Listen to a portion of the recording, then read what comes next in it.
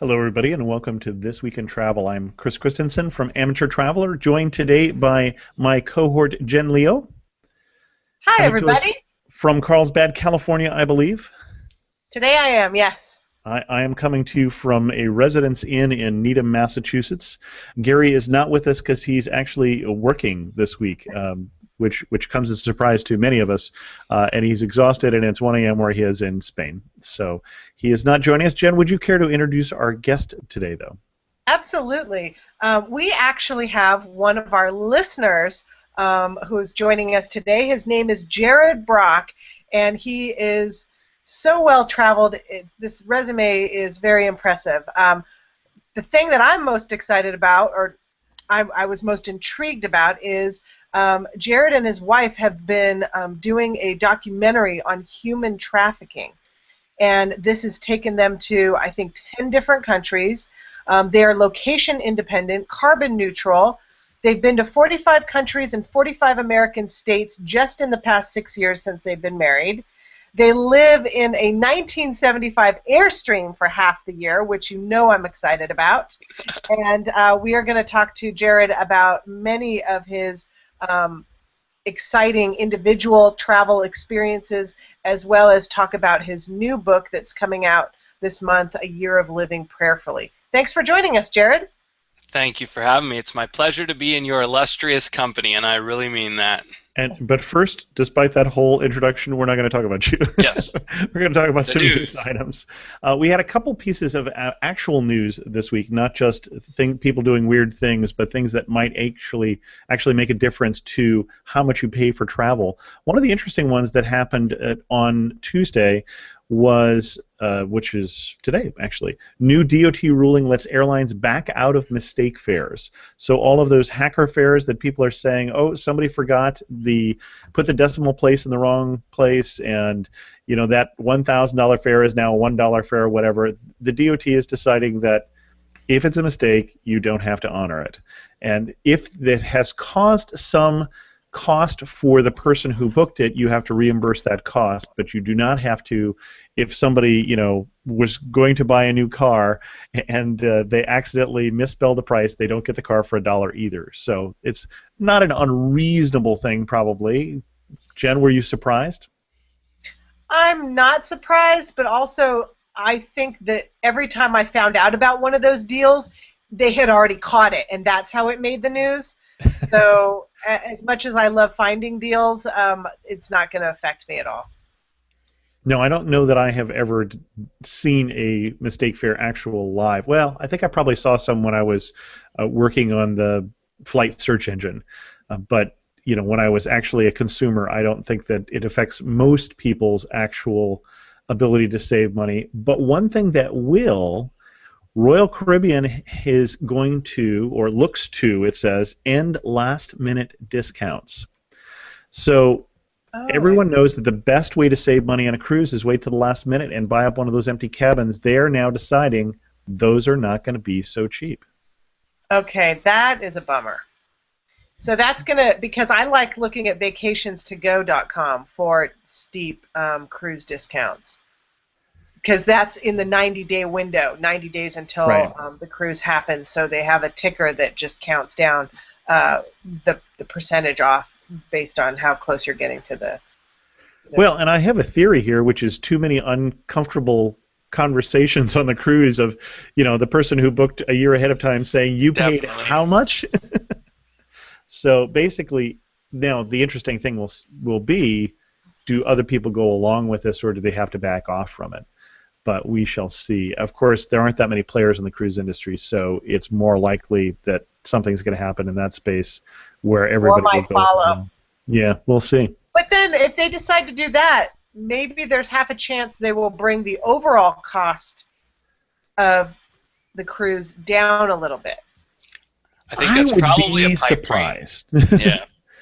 Yeah, they're not seeing. I mean, one of the reasons they're going to the larger ships is that the larger ships are more profitable, and so that says that they're really being squeezed in terms of prices.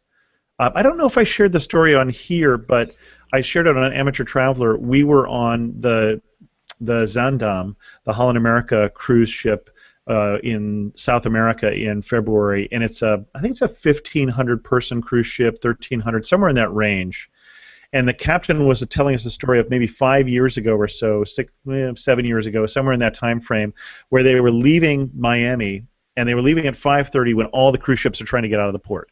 And so like 7 different cruise ships are all leaving Miami at the same time. You've got the pilots from the port on their walkie-talkies talking to each other, and they say, let the big ship go first, and that's the Zaandam.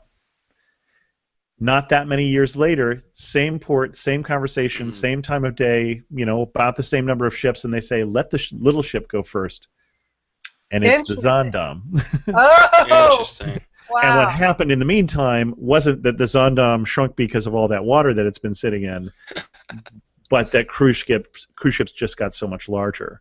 And in fact, Holland America has announced that they are retiring 3 ships and building 2 new ones that will have the same capacity, because again they intend to be to have the mid-sized ships, and mid-sized ships basically have nearly doubled in size. They've gone up maybe 60% in size from what they used to be.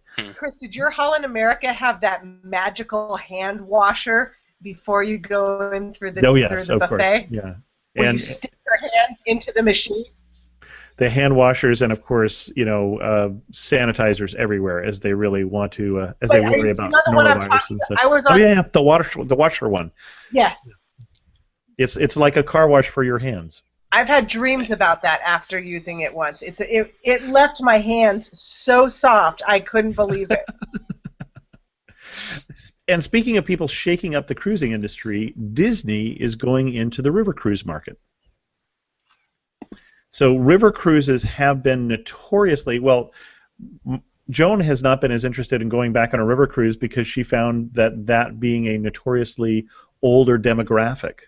And so Disney getting into the river cruise market really will be a significant change to that market if you're really having somebody on who is going to be targeting families with kids, which is interesting because I think river cruises are a pretty cool thing, where you're on a smaller boat, you don't take over the town, you can walk in from the port.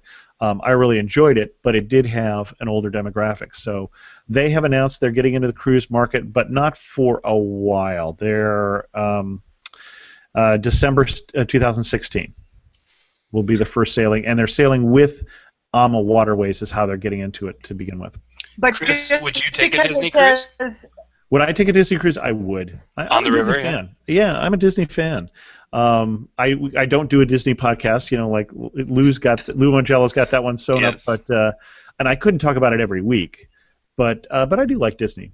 As long as I can go to one of the princess brunches, that's really all I would ask. That's funny. Well, we should note that this is going to be done by Adventures by Disney, and that they do not have plans to have any Disney characters on board. What? What's the point? They are dead to me. I would just wonder if they're going to set off fireworks or not. That'll disturb some small towns. Probably not. The Adventures by Disney is an interesting thing as they go into the adventure travel space. We have one more story, and that is an odd one. There is a security researcher who got not just kicked off a flight. I actually found the follow-up story, but had his laptop taken by the FBI for this tweet, this very obscure tweet. I'm going to say it, and then we're going to parse it. Find myself on a 737-800. Let's see. Box IFE ICE SATCOM ? Shall we start playing with EICAS messages? Pass oxygen on, anyone? So inside the security space, hackers have been saying for a while that some planes, not even necessarily the plane that he was on, but some planes have the Wi-Fi system connected in some fashion to other systems on the plane. The EICAS is the Engine Indicating and Crew Alerting System, which is critical in in-flight systems. Basically, what he was claiming was that he could, although he did not, cause indications to happen in the cockpit for the crew. He said it was a joke. in poor taste. The United, I think, has pretty much banned him from ever flying on them again, and I don't know what finally ended up with his conversation with the Department of Justice lawyers and the FBI, but they had seized his equipment for about 4 hours, I think, before they gave it back. So they were not so happy. He had already met with people from the FBI 2 months ago to tell him his research. So whether he was doing this just to get the word out and get it more popularized than it was before, or whether it was really just poor judgment, you be the judge. Poor judgment. But, it could be that in the future, that little hand control they have that you can use to control your seat back thing, and how you turn it over and it's the game control? Yeah. Yes. You might be able to control the plane that way, so that Amazing. would be cool. The future is friendly. I think he would have better luck if he turned it into a Hollywood movie. With snakes. With snakes. Just hacking the plane from the passenger's point of view. Yeah, that's a Liam Neeson movie that's writing itself. I think I saw that Liam Neeson movie already, actually. I don't remember which one that was, but that was the one that came out last year. Red Eye or something like that. Where he was the Non-stop. Non-stop. That's the one. That's the Liam. It was okay. It was okay. Yeah, it was okay. I'm with you on that one. Well, speaking of being with you, Chris, thank you for being with us. Jared? Jared. Sorry, Chris is me. I'm Chris. Chris is the name of the guy who did the tweet. I was looking at the tweet as I was saying that. Sorry about that. Chris Roberts was the person. I didn't mention the name of the guy who did the tweet, and that was Chris Roberts. So that's why Chris was still sticking in my head. Jared, you're also with us here today. Jared, Indeed. Before you tell us about your book, I want to hear about life in an Airstream. Do you park it somewhere? Are you constantly on the road? Tell us how it works. Yeah, so she's an old lady, so she stays in one spot, doesn't move. We're talking about the trailer, right? That's right. We're not talking about my wife. Okay. She's 1975 Airstream. It's great. We have we're in a trailer park. It's actually a former nudist resort. It was called Four Seasons, but that's far too many seasons for Canada to be naked, of course. And we have like a campfire spot and a barbecue, and it's pretty surrounded. And yeah, it's a good spot. Now you say it's a former nudist resort. Did the nudists move out? But did they rebrand? They aged. They aged. Oh, Yeah. that is not a pretty thought. When we first moved in, one of our neighbors said, so Jared, if you get invited over for dinner, just ask what kind of a dinner it is. Because one of our first weeks here, we got invited over, and there was a 70-year-old woman carrying nothing but a pot roast. No way. Yes, ma'am. Oh That was my kind of what I God. was afraid you were going for there. Yeah. It's great, though. Good people and lots of textiles now. There's a lot of clothed people, of course. It Well, just tell reminds me me of our first trip to the beach in Spain, and oh my gosh, Grandma's There you got a go. new bikini, and I wish she'd wear all of it. Yeah, so it's nice. Like, I mean, it's so simple. Michelle and I took the 100 Things Challenge a couple years ago, the first time we ever, went real traveling. Like, we backpacked for 5 months, and so we got down to 100 combined possessions. And I'm not sure that everybody knows what the 100 Things No, Challenge is. I didn't even know. Yeah, I've heard Yes. that one. Yeah, okay, so basically, I think it was Zen Habits that really popularized it, but the idea of just, only owning what you need. So you try to get down to 100 items, and it's really not about the number count. It's not a competition. It's just about simplifying. Well, and it's about being intentional in what you own, as You got my it. recollection of some of the blog posts and such that went out. Mm-hmm. So actually looking at those textbooks you have from college going, I haven't opened these in 10 Yeah. years. Yeah. Probably say goodbye. really never going to read them again. Yeah. Yeah. So we our whole home is like 8 feet wide and 33 feet long, and we still have empty cupboards in it. So that's a good feeling, and Oh my God. it's so cheap to live there for 6 months a year that we can then spend the other 6 months on the road. So we very intentionally try to avoid Canadian winters. Okay, but tell us a little bit more about the Airstream. I know you said it's a 75, but what type of it? What's the layout? And Jen, when did the love further, affair with Airstream start with you? Yeah, Was we this a need to talk about childhood you thing? again. You got to come visit sometime for a campfire.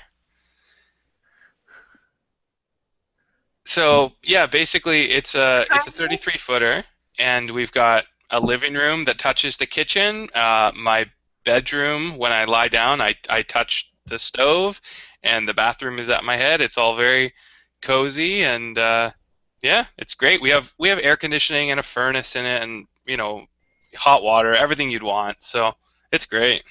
Wi-Fi too. We've gone the other direction. We still have the 5 bedroom 2-story home, but right now it's got my wife and 4 traveling people from India in it Awesome. because we've actually put our house up on Airbnb, and so we have people staying with us. I think through the summer. Actually, we have 2 students who are staying with us all summer. One from Malaysia and one from Singapore. Wow, good And for you. then in between we have some other people who tends to be the people who are going to be in Silicon Valley for business. So it's not Interesting. tourists who are staying so far. It's interns and people coming for the Maker Fair and people coming for business meetings at Apple. So it's an interesting collection of people Wow. so far. We just started it. So today we're doing stock tips instead of travel tips then, right, Chris? There you go. Chris, I'm really interested in that because I guess as a user, I've only looked at rooms where I could rent the entire place, Mm-hmm. not just a shared space. And you're offering several shared spaces.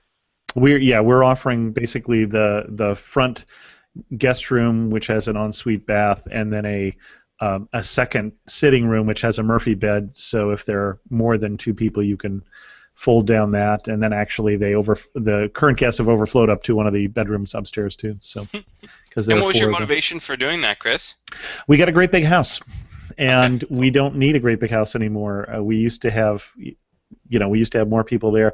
That and my wife really likes to see the house used. Mm. She had this strange sensation one time. We had, I think, 2 international students staying with us, and her niece was still staying with us, who had moved out when her mother came to live with us, who has subsequently died at 94.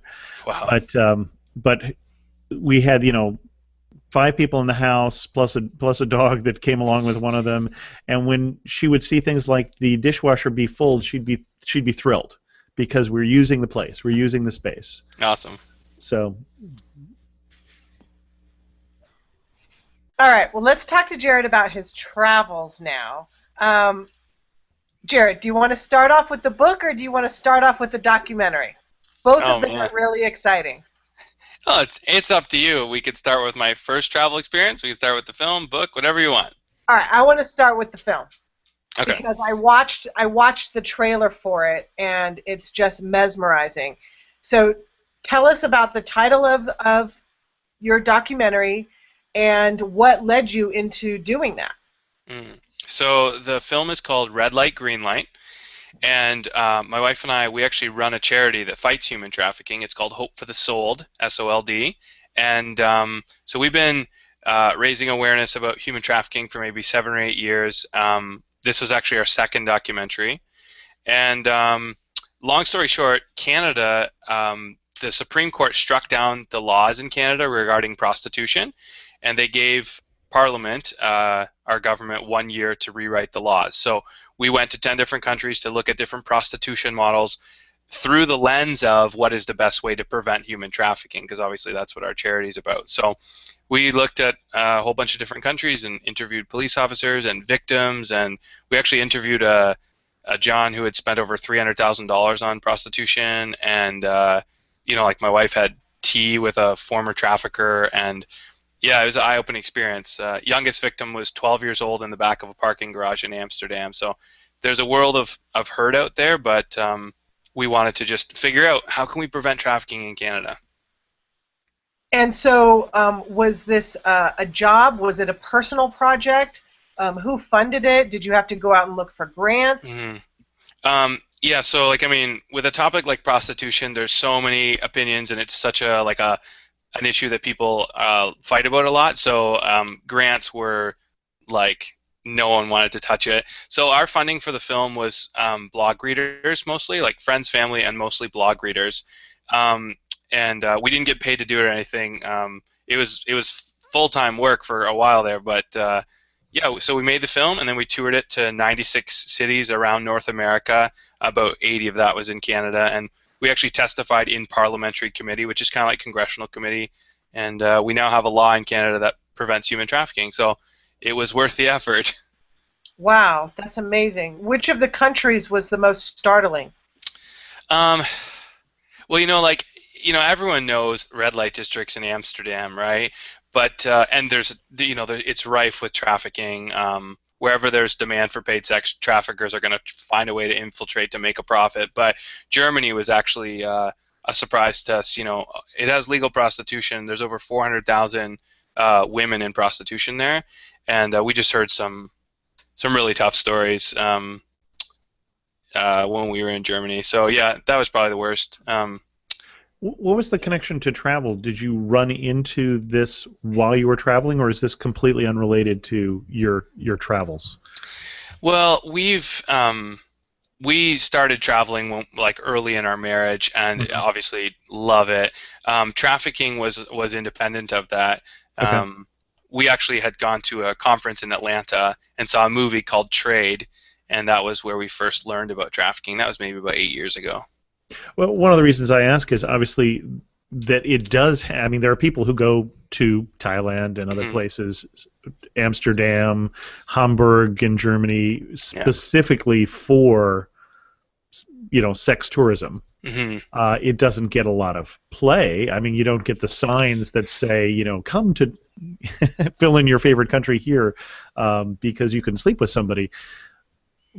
But we know that it's a big draw in tourism, and it's one of the things that's, one of the dark underbellies of tourism is that sometimes also, in addition to that being paid sex, it's also paid sex from somebody who really isn't wanting to be there.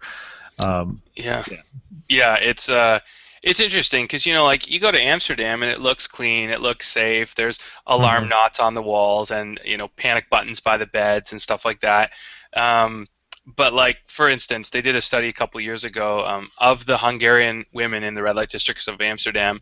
Over half of them come from one small town in northeastern Hungary. It's so specific. It's eerily specific, And yeah, we've seen trafficking everywhere. We interviewed a former victim in Las Vegas, and her biggest challenge is 12th grade boys pimping 9th grade girls out of high school bathroom stalls in public high schools. So what? It's happening everywhere. It's crazy. Yeah, they're doing it for Nikes and Reeboks and chains and stuff. But in high school, how are they? So those are Americans then. Yeah. Oh yeah. It's not foreign anymore. Ethnic minorities, of course, are always targeted. So in Canada, it's like First Nations, Aboriginal, Natives. In the States, it's Mexicans and Latinos, and every country kind of has their racism, and yeah, it's crazy. So a lot of pimping these days, it's not back to Liam Neeson. It's not like Taken. It's not a smash and grab kidnapping. They normally use something called the lover boy method, where a young man poses as a boyfriend, drives a wedge between the family, gets the girl completely dependent and in love with him, and then says, hey, I'm really short on money. We're going to this party. Could you do this with my friend? And next thing you know, she's selling sex on a regular basis, or he's got her addicted to drugs. So, we interviewed a mom of a trafficking victim who, 15 years old, her daughter just starts to change. She showed us pictures as her, her first arrest, her second arrest, rehab the first time. She's still with a boyfriend. Yeah, it's crazy. So we see it everywhere we travel now, of course, but hopefully we can, see an end to it in our lifetime. So that's the hope, at least. When you say you see it everywhere, what am I don't see it. Yeah. And I'm completely willing to believe that I am just naive, and don't know what the inside of a prostitute's place looks like in Amsterdam. But I'm okay with that. Yeah. How do you see it, though? I mean, you really just can spot the signs that I'm just not seeing? Yeah, it's sort of like a former drug addict always knows where they can find drugs, right? It's you've seen it for so long that you just figured out very quickly It's off the tourist path most of the time, unless it's like Amsterdam, where it's like right out of the main terminal of the train station. But usually it's near convention centers is a big one, because it's tourism. It's anonymous. It's men coming in, buying sex, and then going back home to their families. So yeah, convention centers are a big one for sure. And the thing is, like, these guys have chat rooms online, and they talk about like the best place to get like 10-year-old girls, and like the best place for underage boys, and like they are discussing this stuff online in graphic detail. So it's actually not that hard to find if you're looking for it, and I don't advise searching for it right before bed. How did you get the interviews? Like, were people just ready to? Because wasn't there an element of being afraid that you would turn them in?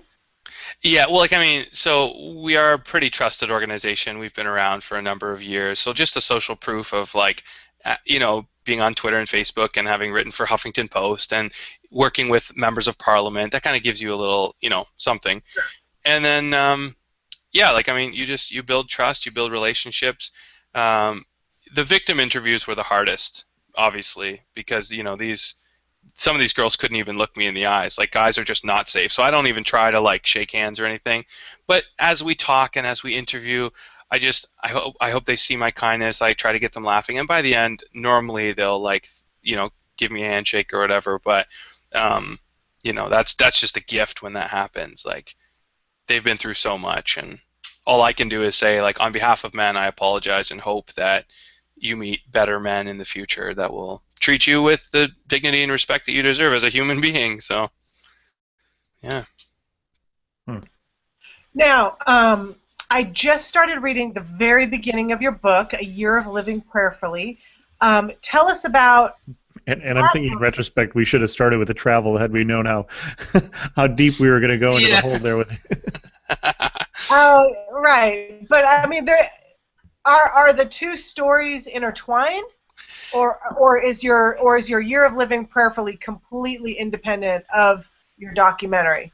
Well, the book actually started in the red light district of Amsterdam. It was our first night in the district. We walked down. We were about half a mile away, and we heard chanting. And it was getting louder and louder and louder. And by the time we got there, we realized what was happening. There was a soccer game on, and there was hundreds of guys just drunk out of their minds outside this one bar. They're like puking in the streets, and there's like street sweepers like sweeping in the canals. There's police on horseback, and the din was totally crazy.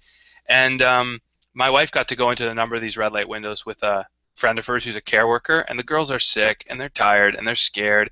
And one of them just looked out at the crowd, and she whispered one word: dangerous. Because what happens is, if this guy's team wins, he comes and celebrates with the girls, but if his team loses, he comes and he takes out his aggression on the girls. So either way, the girls lose. And in the middle of this district is the oldest building in Amsterdam, and it's an 800-year-old church, still active. And every hour on the hour, the church bells ring, and men are abusing women to the soundtrack of church bells. And I just stood in the middle of that, and I was completely overwhelmed. And I said, God, I need your power and prayer to end this. I come from a spiritual background, and so that set me on a 37,000-mile journey around the world to rediscover prayer.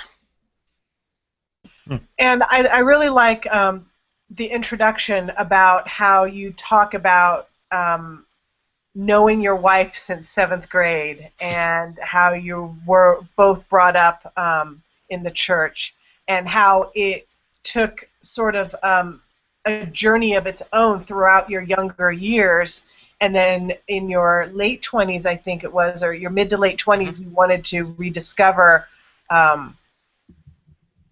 your faith, right? Yeah, so my wife, I actually kissed her when we were 13 years old, summer of the 7th grade, and we got married when we were about 22. But yeah, I wanted to explore. Oh, you move slowly. Yeah, all right. So I explored a world of prayer traditions across the Judeo-Christian faith family, including some of the weird uncles and crazy cousins. Like, I went to Westboro Baptist Church, and I walked across a bed of hot coals, and went to North Korea. So I did some like out there things, but I also like was granted an audience with Pope Francis and had lunch at the Vatican. So some pretty mainline things as well. So it was like a huge range. Quakers, dancing with Hasidic rabbis, going to Mount Athos in Greece, like huge range of prayer traditions. Did you just have sort of a list of what you wanted to click off for this book, and then you went about seeking how to get there? Or did these things just happen to you while you were traveling? Well, I actually, it was pretty, like, I mean, I didn't write the book I didn't write a thing over the year at all. I decided to start with Judaism because, of course, Jesus was a Jewish rabbi historically. So I started with Judaism in, Brooklyn with Hasidic Jews, and then Israel and Palestine, Bethlehem, the whole 9 yards. And then we went into Greek Orthodoxy, then Catholicism, then Protestantism. So it was kind of a very logical. Yeah, it was a pretty logical progression. And I'm curious, now your wife was accompanying you on most of these trips? Yeah, she couldn't come to Mount Athos. That was the one I was going to ask about. Okay. Yeah, there hasn't been a woman on Mount Athos in over 1,000 years. It's forbidden. I'm sorry, Jen.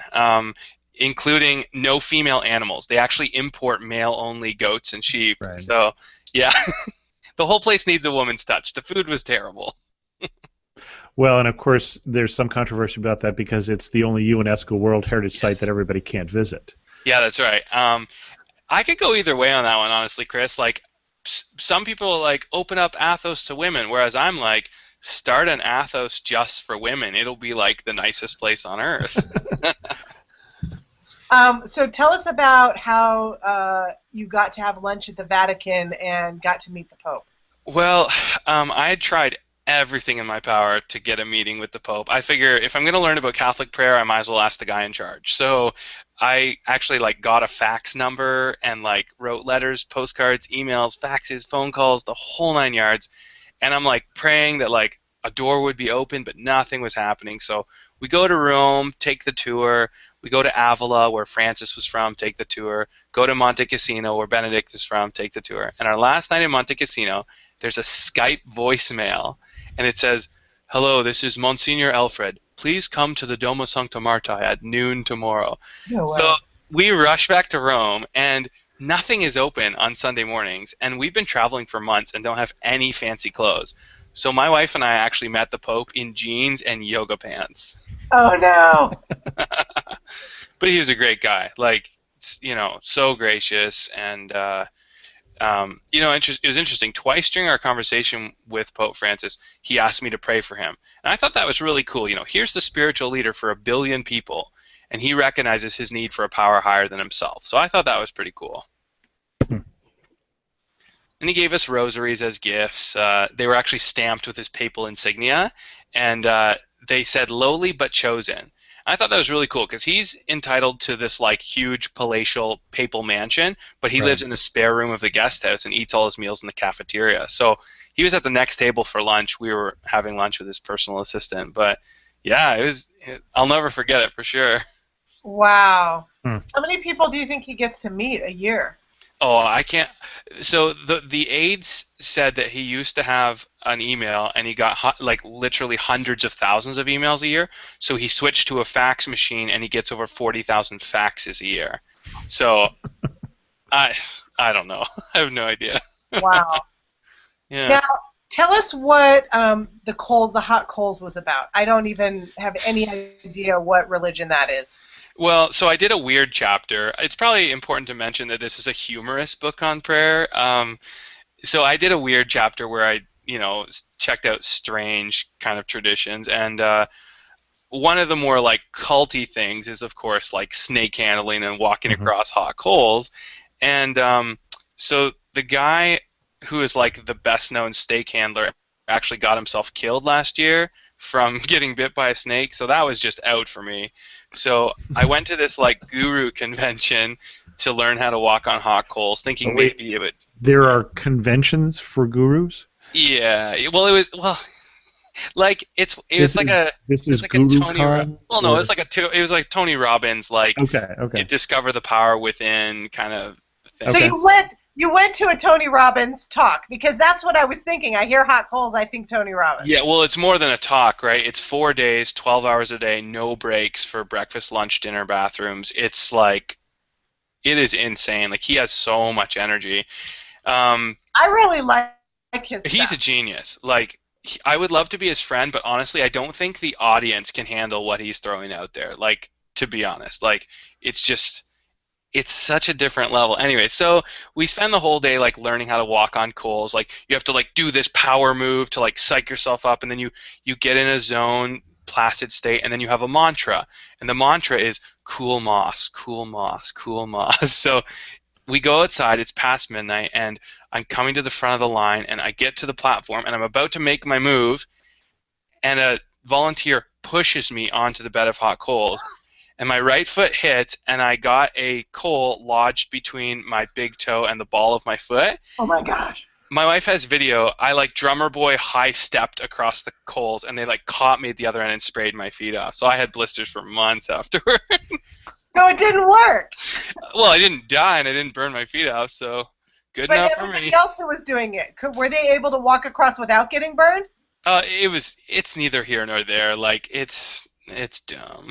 Like, I mean, I think a lot of people probably had blisters. Some people were fine. It depends on the coal pit you walked across. There was like 50 coal pits. What was the most impactful lesson that he taught you? That Tony Robbins taught me? Mm-hmm. Honestly, I don't even think it was so much something that Tony taught as an observation I made while we were there. We're in a room with 6,000 people, and everyone's paying between like $800 and $3,500 a ticket. And I really got the sense that everyone in the room was looking for a touch from God or from something. Like, and I was really impressed by the fact that what they were looking for, they can find in a good church for free. A sense of mission, meaning, purpose, community, a power higher than themselves. And so yeah, it was such an interesting thing, because like people are like literally like lying on the ground, like laughing in the spirit, worshiping with hands in the air to like the Chariots of Fire soundtrack and like the Titanic theme song. It was just a very strange experience. What's your favorite chapter in the book, and tell us about the countries that you go through during this year? Countries I went through this year: United States and Canada, Israel, Palestine, Vatican, North Korea, South Korea, Greece, Italy, Spain, France, England. So that's the countries I went to, and I don't know about a favorite chapter, but like something that sticks in my mind is definitely North Korea. Like, it's, have either of you guys been there yet? No, we've done an episode of Amateur Traveler, which was strange. Hearing about the experience, but yeah. So like, well, you know, it like didn't make it go high on my list. I will have to say either. For sure, yeah. So there's over 200,000 people in North Korean concentration camps. 50,000 of which are there for religious reasons, and so there's a tradition on New Year's Day where you go and you actually bow before the dead leaders who are stuffed in glass coffins. Right. And like morally, spiritually, and politically, I told them I will not do that. And they were like, well, you have to go. And I was like, well, let me stay in the hotel. Let me stay on the bus. But they made me go. So we walk into this huge palace, and there's thousands of other people streaming in with us. And we go through this wind tunnel that blows the dust off us because we're entering holy ground. And we walk in up in rows of 4, and we're surrounded by soldiers, and everyone else, we have to bow 7 times before the bodies, and everyone else bowed. I just stayed standing and whispered the Lord's Prayer 7 times. So that was like stressful, like so stressful. But yeah, got out of it alive, and I'm hopeful for the future of North Korea. Like, I think it's so much more than just politics. It's like ideas, like something's got to break. There's this like absolute fascination with the celebrity of the leaders, and until they get out of that delusion, they're never going to be free. Yeah, I think that's going to be hard to get out of voluntarily, though. For sure, for sure. So Jared, tell us when your book launches and where people will be able to buy it. Well, my book's it's now out officially. So if you go to livingprayerfully.com, you can actually get the first 2 chapters for free. Watch the video trailer for the book, and all the buying links are there. My wife and I set up a second nonprofit that owns the book, so all my author royalties are going to go to charity. So my publisher is also a nonprofit, so all their royalties go to charity as well. So we're really hoping that the book does a double good in the world, that it helps people in their spiritual life, but that it also can help people in need, because we're rich. We get to travel and talk on the internet, and like, our life is great. So I'm just privileged to be able to share the story. And just to clarify, since we were talking about religious travel, when you say nonprofit, you mean nonprofit with an F, right? Yes, yeah, that's right. Very good. Not for profit. Just checking. Did you bring a tip for us today? I did, actually. It was from the first time I ever went traveling. If you ever visit Honduras, don't eat the bull's testicles. That was definitely something that I won't do again. No, but my serious tip would be, sometimes you can't have the exact experience you're looking for or the thing you're trying to have until you actually get on the ground and do it.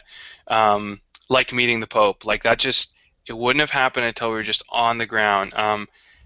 Different experiences, like getting to Mount Athos. Like, I just couldn't figure it out until I got to, like, the city at the base of Athos to go there. Like, sometimes you just can't plan ahead. So I would say, when it comes to travel, take the leap, step out, and you'll have a great adventure.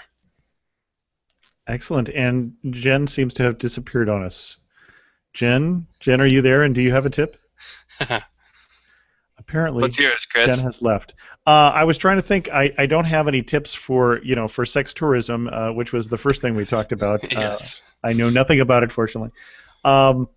Well, I guess this is, as long as we're talking about faith-based things, I actually have another faith-based podcast.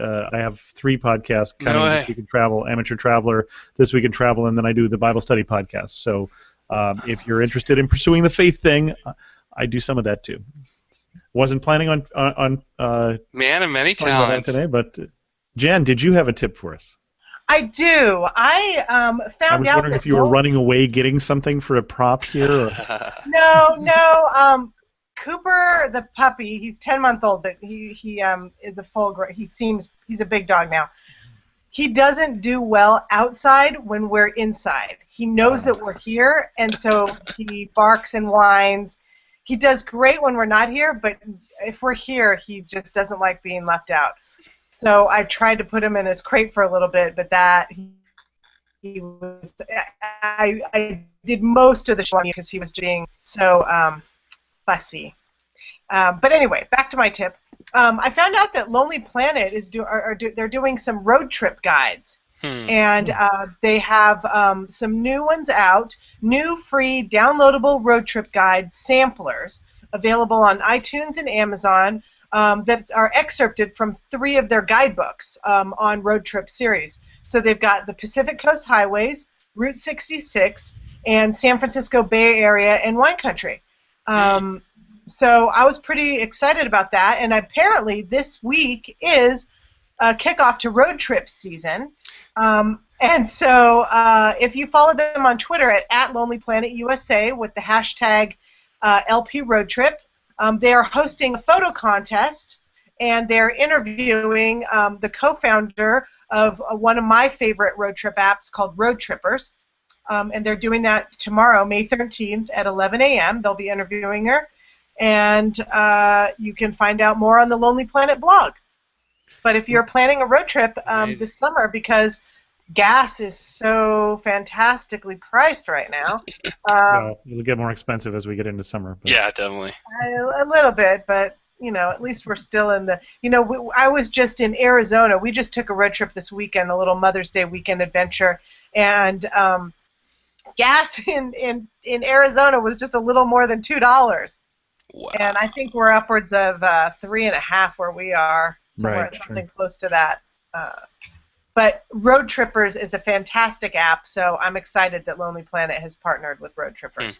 Well, that's actually something for people to know in terms of gas prices, is if you are going to do a road trip and you're going to California, we use a summer mix for lower pollution, and that means that in the nation, we're going to have one of the higher gas prices, especially in the summer.